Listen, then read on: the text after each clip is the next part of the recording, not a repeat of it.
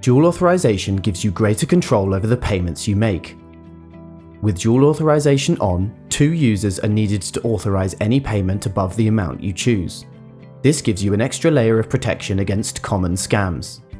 To switch this setting on, select Manage Payment Limits from the admin menu, then Manage your payment limits. Tick here and enter the amount above which you want dual authorization to apply.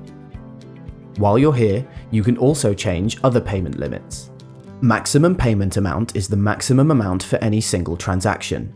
Daily gross is the maximum amount that can be approved in a single day. We recommend setting limits that work for you and help keep your business safe. Click Confirm, then Update. Finally, go to Smart Card Authorization in the admin menu to authorize these changes.